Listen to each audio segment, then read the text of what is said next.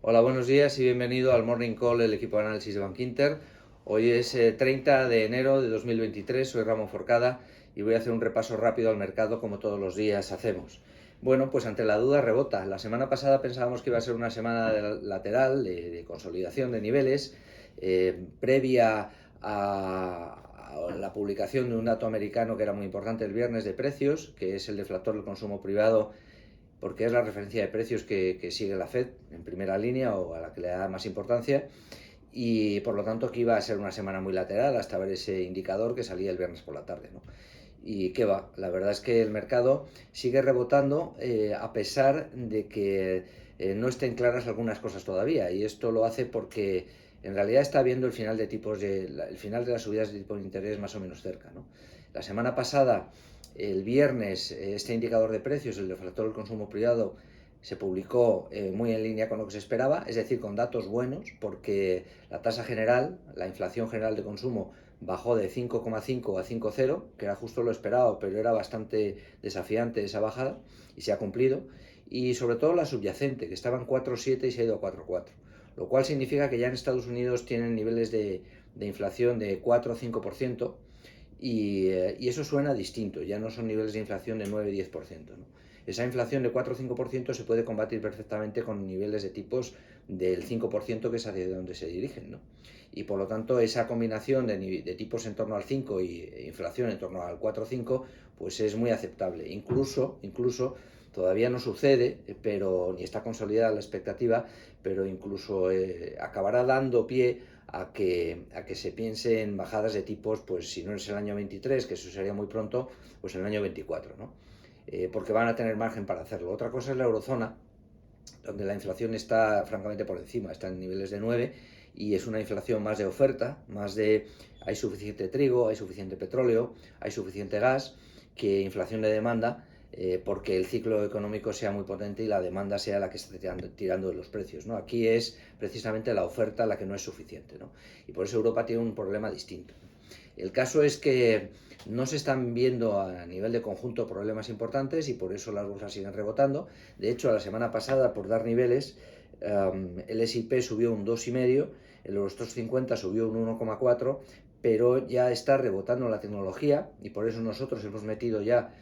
anticipando a esto, tecnología desde el mes pasado, desde enero. Ya tenemos un poquito de tecnología en las carteras modelo, y en la revisión para febrero hemos doblado el peso de la tecnología en las carteras, ¿no?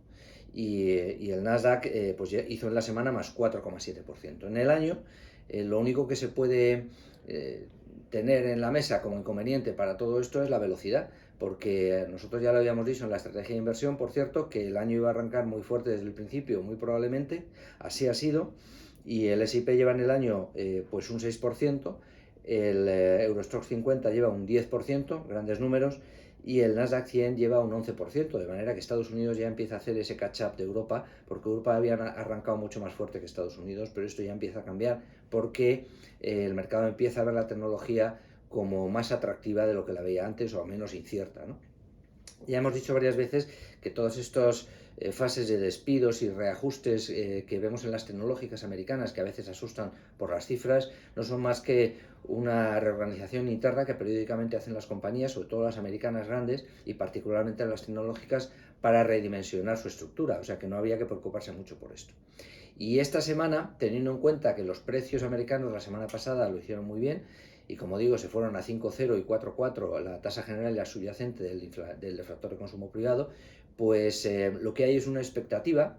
de que las reuniones de tipos de los bancos centrales, que son el miércoles la Fed y el jueves el BCE y el Banco de Inglaterra, pues sean reuniones de tipos que ya, en el caso americano, en el caso de la Fed del miércoles, sean solamente de 25 puntos básicos. La anterior reunión subieron 50, la anterior subieron 75, por lo tanto las subidas son cada vez menores, y lo más probable es que si aplican 25 puntos básicos esta semana, que yo creo que es lo más probable, también en la siguiente reunión,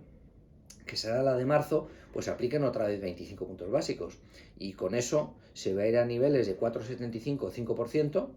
la banda, ¿no? En Estados Unidos, y ahí muy probablemente se detendrían, de manera que les quedaría una reunión más para subir tipos, ¿no? En el BCE y en el Banco de Inglaterra quedaría una reunión más, no terminarían hasta mayo, porque en abril no hay reuniones de bancos centrales,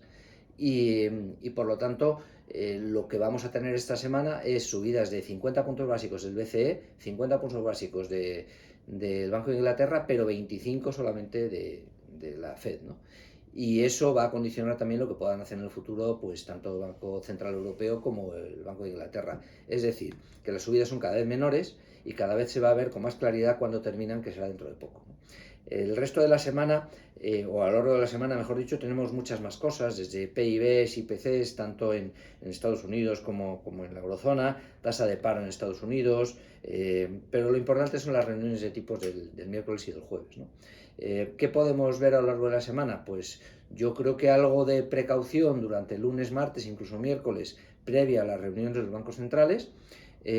Saldrá mucha macro, como digo, tanto europea como americana, pero su influencia queda un poco eclipsada por esto de los tipos. El miércoles, cuando la Fed suba solamente 25 puntos básicos por la noche, probablemente el mercado recupere un poco. Y después, el jueves, cuando el BCE suba 50 y Lagarde muy probablemente suba con declaraciones duras, salga con declaraciones duras, mejor dicho, pues el mercado se retraerá un poquito. Pero las declaraciones hawkish o duras del BCE, y particularmente de la señora Lagarde, cada vez tienen menos credibilidad, porque es muy improbable que pueda cumplir sus compromisos de seguir subiendo tipos y con eso asustar al mercado, ¿no? De manera que nosotros insistimos en actuar en función de lo que hacen los bancos centrales y no lo que dicen, ¿no?